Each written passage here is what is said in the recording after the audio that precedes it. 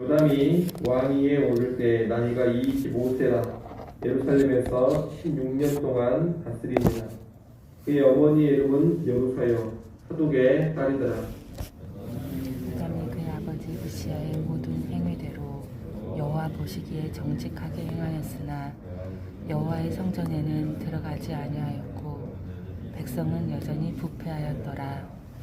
그가 여호와의 전 윗문을 건축하고 또 오벨 성벽을 많이 증축하고 유다 산중에 성읍들을 건축하며 숲을 가운데에 견고한 진영들과 망대를 건축하고 암몬 자손의 왕과 더불어 싸워 그들을 이겼더니 그해 암몬 자손이 은 100달란트와 밀 10,000고루와 보리 10,000고루를 바쳤고 제2년과 제3년에도 암몬 자손이 그와 같이 바쳤더라.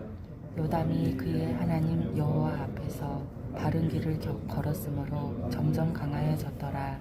요담의 남은 사적과 그의 모든 전쟁과 행위는 이스라엘과 유다 열왕기에 기록되니라. 요담이 왕위에 오를 때에 나이가 25세요 예루살렘에서 다스린 지 16년이라. 그가 그의 조상들과 함께 누움에 다윗성에 장사되고 그의 아들 아하스가 대신하여 왕이 되니라.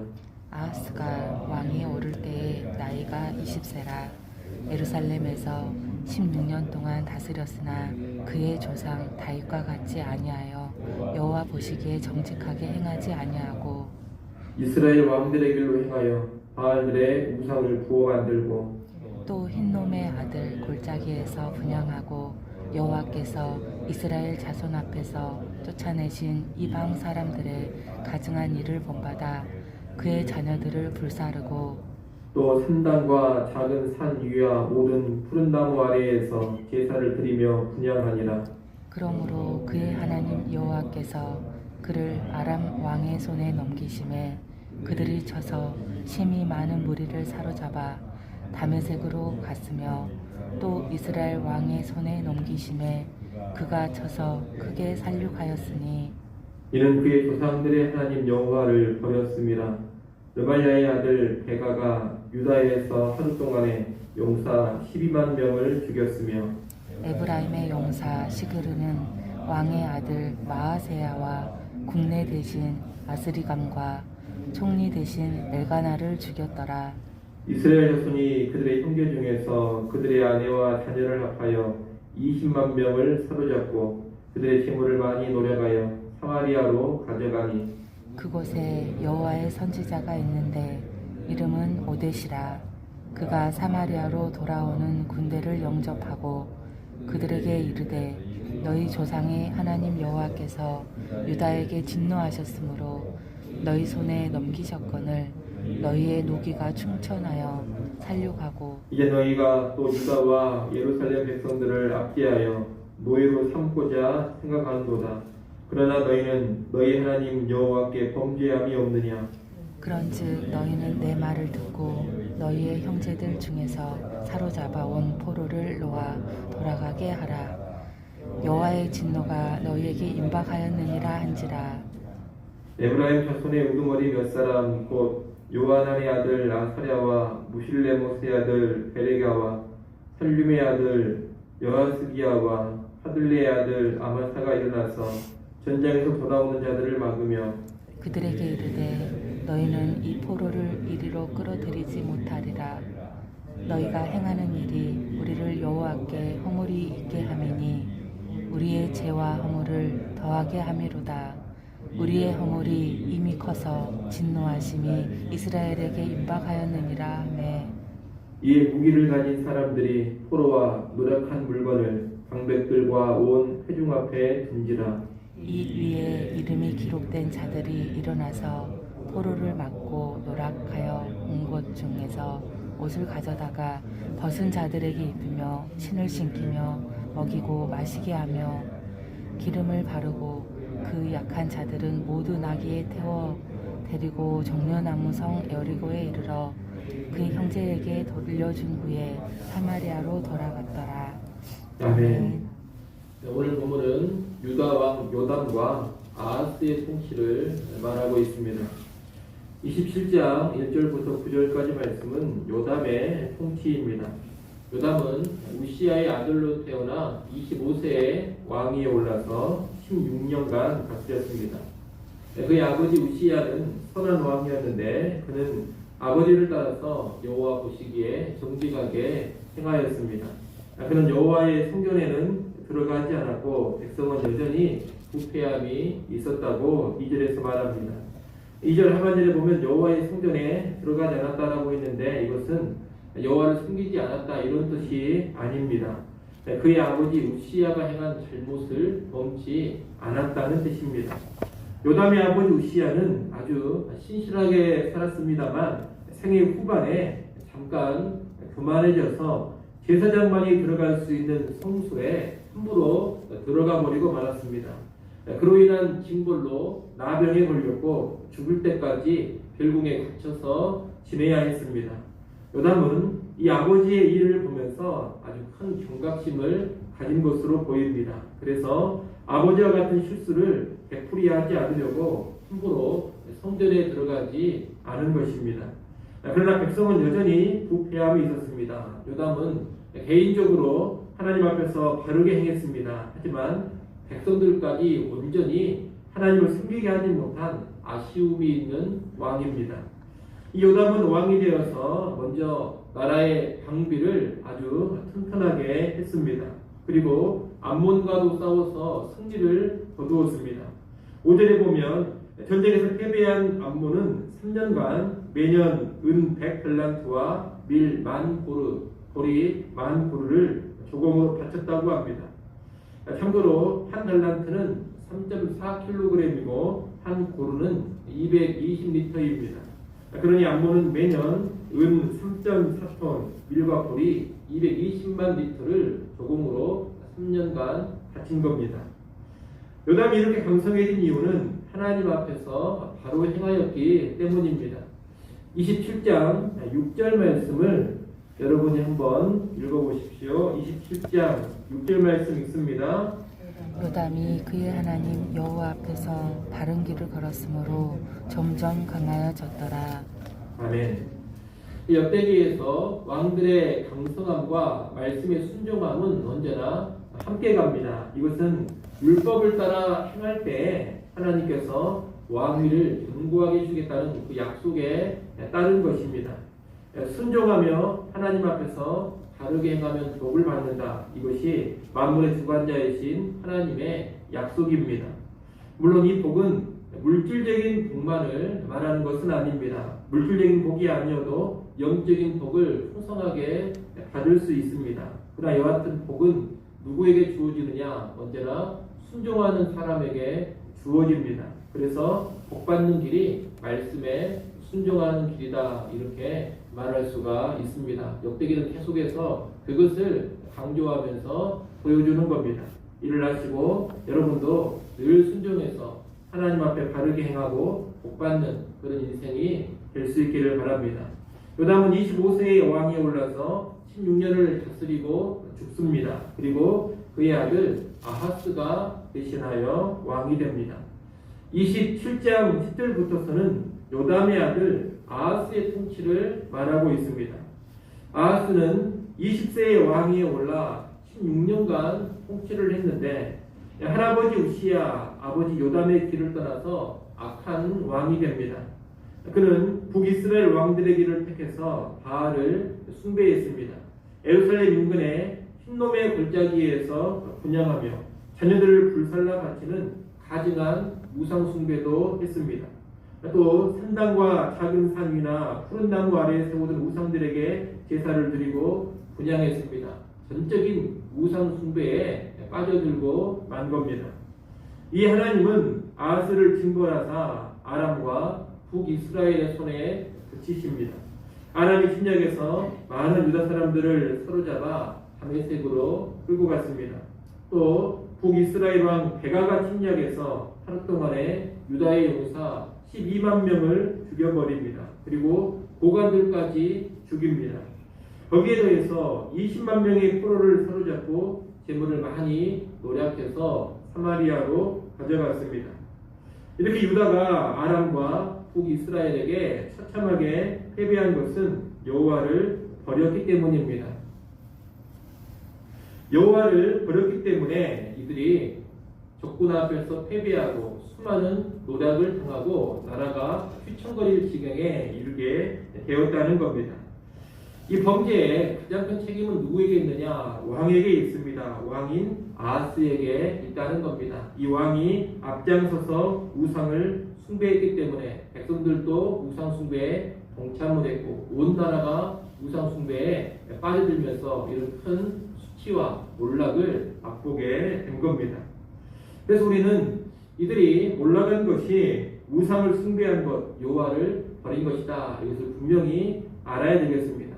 아버지 요담왕 때에는 여호와 앞에 바르게 행해서 흥황했습니다. 그런데 아들 아하스 때에는 여호와를 버린 죄로 인해서 몰락했다는 겁니다. 여러분, 여호와를 버려서 우리가 얻을 수 있는 것이 없습니다. 우상을 숨겨서 얻는 것이 하나도 없다는 겁니다. 사람들은 항상 뭔가 좀 더 얻으려고 하고 뭔가 좀 더 누리기 위해서 여호와를 버리고 우상을 숭배하곤 합니다. 하지만 그 결과를 보면 항상 수치와 몰락입니다.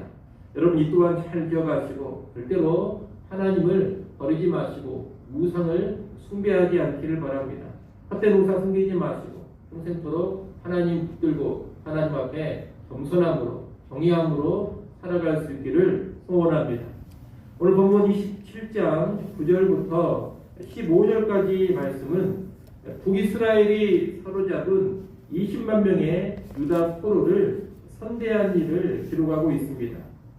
북이스라엘의 군대가 20만 명의 유다 사람들을 포로로 끌고 사마리아로 돌아왔을 때 선지자 오뎃이 이들을 맞이합니다. 오뎃은 북이스라엘이 유다 백성들을 사로잡아 온 것은 북이스라엘이 자리에서가 아니라고 합니다. 범죄한 남유다를 심판하기 위해서 하나님이 북이스라엘을 사용하셨을 뿐이라는 겁니다. 그런데 이것을 깨닫지 못하고 북이스라엘이 두 가지 죄를 범하였다고 책망합니다. 첫째는 노기가 충천해서 유다에게 살육을 자행했다는 겁니다. 분노가 가득해서 지나친 인명살상을 했다는 겁니다. 둘째는 유다 백성들을 포로로 끌고 와 노예로 삼으려고 했다는 겁니다. 이것은 동족을 노예로 삼는 일을 금하신 하나님의 율법을 업신여기는 일입니다. 오뎃 선지자는 너희는 하나님 앞에서 죄가 없느냐 이렇게 묻습니다.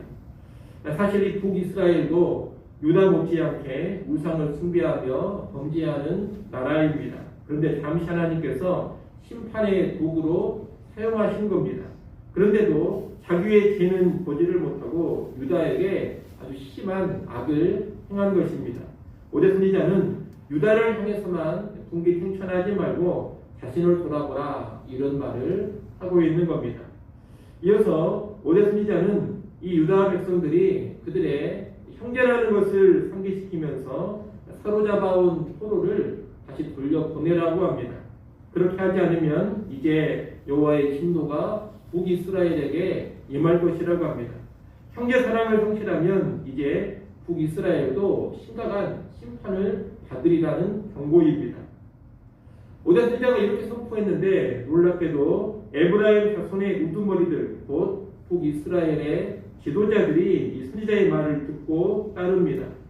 그들은 북이스라엘 군대를 향해 너희가 행한 일이 죄와 허물을 더하게 하는 일이다. 그렇게 3절에서 이야기합니다. 또한 우리의 허물이 너무 커서 하나님의 진노가 이스라엘에게 임박했다. 이것을 강조하면서 군대를 설득합니다. 역시 놀랍게도 이 지도자들의 권고에 북이스라엘 군대가 온전히 순종합니다. 이스라엘 군대는 사로잡아온 포로와 탈취한 노략물을 다 내어놓습니다. 그러자 임명된 자들이 일어나서 포로들을 입히고 신을 신기고 먹이고 마시우고 기름을 발라줍니다. 그리고 약한 자들은 나귀에 태워서 모든 포로들을 여리고로 데리고 가 유다에게 다시 돌려줍니다. 북이스라엘 백성이 오뎃 선지자의 말씀 앞에 회개하고 순종한 겁니다. 우리는 이 내용에서 먼저 형제의 사랑을 배우게 됩니다. 이 북이스라엘과 남유다는 한 여호와 하나님을 섬기는 형제입니다. 북이스라엘이 남유다의 죄를 징벌하는 도구로 사용되어 하더라도 서로 간의 형제이기 때문에 도를 넘어서는 안 되는 겁니다. 지나친 분노와 슬기로 유다를 대해서는 안 된다는 겁니다. 형제인 유다 사람들을 노예로 삼아서도 안 됩니다. 지킬 것은 지켜줘야 하는 겁니다. 그것을 무시할 때 여호와의 진노가 임하게 되는 겁니다. 오늘날도 교회는 형제 사랑을 현실에서는 절대로 안 됩니다. 문제가 있는 성도나 부패한 교회나 또는 부패한 지도자를 우리가 비판할 수도 있고 징벌할 수도 있습니다. 문제에 있는 어떤 교회를 신랄하게 책망하고 비판할 수도 있습니다. 하지만 정통적인 신앙 고백을 하고 있는 사람이요 교회라면 일단 그들 역시 우리와 한 형제라는 것을 절대로 망각하면 안 됩니다. 그래서 비판하고 징벌하더라도 책망하고 꾸짖더라도 넘지 않아야 돼서는 넘지 않아야 하는 겁니다. 분노와 증오로만 가득 차서 비판하고 책망하는 것은 결코 하나님 앞에 합당하지가 않습니다. 또 무슨 교회를 개혁해 보겠다고 하면서 문제 있는 교회나 지도자를 향해서 도를 넘는 공격을 하거나 인격을 말살하는 그런 비판을 행해서는 안 되는 겁니다. 그런 자들에게 하나님은 뭐라고 묻느냐? 너희는 죄가 없느냐? 이렇게 묻습니다. 이 말은 문제와 잘못에 대해서 아무 소리도 하지 말라 이런 이야기가 아닙니다.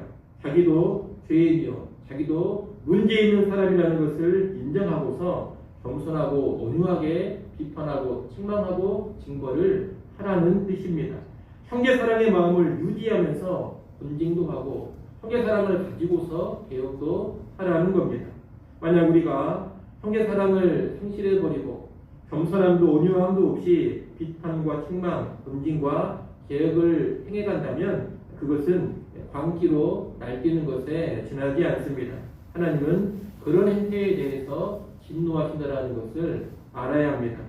그러니 비판하고 책망하며 죄를 벌하는 일을 할 때 언제나 형제 사랑을 잃어버리지 마시고 사랑 가운데 행할 수 있기를 간절히 소원합니다.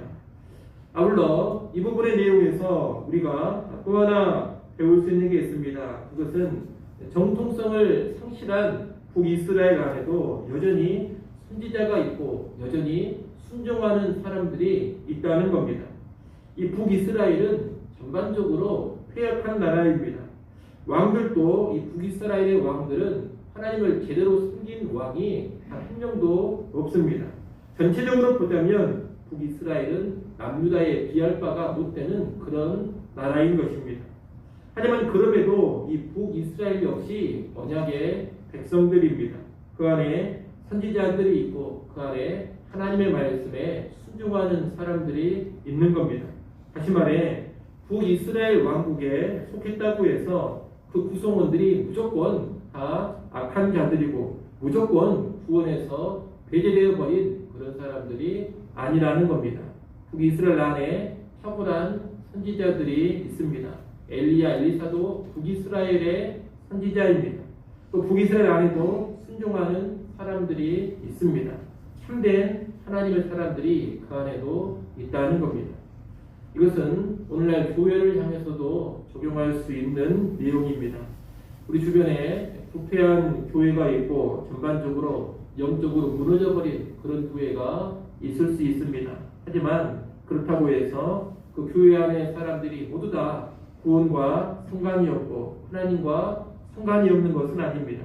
부패하고 타락한 교회라 하더라도 그 안에 하나님의 사람들이 있습니다. 아주 탁월한 하나님의 사람이 그런 교회 안에 얼마든지 있을 수가 있는 겁니다. 또 소수라 하더라도 하나님 앞에 온전히 순종하는 사람이 있는 겁니다.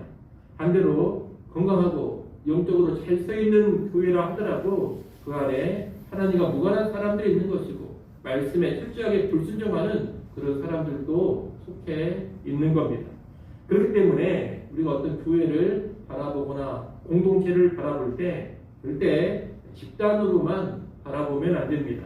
어떤 교회에 소속되어 있으면 다 나쁜 사람들이고 반대로 또 어떤 교회에 속해 있으면 무조건 좋은 사람들, 좋은 신앙인이다 이렇게 생각해서는 안 된다는 겁니다.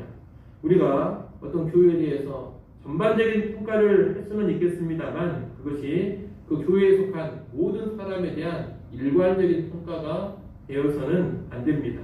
다시 말해 집단과 개인을 구별할 줄 알라는 겁니다. 이를 꼭 기억하시고 집단에 대한 평가와 개인에 대한 평가를 구별할 줄 아는 그런 지혜를 꼭 소유할 수 있기를 간절히 소원합니다.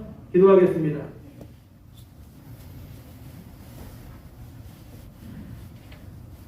하나님 아버지, 여호와 하나님 온전히 구하고 섬기는 삶 살게 하여 주시옵소서. 하나님을 찾고 말씀에 순종했을 때 복을 받고 흥황하지만 하나님을 버리고 우상을 섬기면 언제나 수치와 몰락을 당한다는 것을 역대기를 통해서 계속 보게 됩니다. 이 말씀을 마음 깊이 새기게 하시고 우리 일평생 우상을 버리고 여호와를 경외하며 여호와의 말씀에 순종하는 삶 살게 하여 주시옵소서. 하나님 또한 우리가 죄인들을 다루어 갈 때 우리가 징벌의 도구로 사용될 때 결코 형제 사랑을 잊지 않게 하여 주옵소서. 비판과 책망과 본증이 언제나 사랑 가운데 이루어질 수 있기를 간절히 소원합니다. 하나님 또한 어떤 교회에 속했다고 해서 함부로 사람들을 평가하지 않기를 원합니다. 그가 속한 교회가 아닌 그 사람 개개인의 삶을 잘 살피고 평가할 줄 아는 성숙함과 지혜를 소유케 하여 주시옵소서. 아버지 하나님 이 시간도 하나님 앞에 나와 기도합니다. 주의 백성의 간구 소리를 들으시고 약속하신 대로 기도에 귀한 응답들을 허락하여 주시옵소서. 기도하는 시간을 통하여 다시금 주의 성령으로 충만해지게 하시고 하늘의 평안을 누리게 하여 주옵소서. 귀한 주일 또 우리에게 허락하셔서 감사합니다. 하나님 앞에 영과 진리로 예배하게 하시고 예배의 시간 우리 하나님 임재하셔서 영광을 받으시고 은혜 위에 은혜를 더하여 주옵소서. 예수님의 이름으로 기도드리옵나이다. 아멘.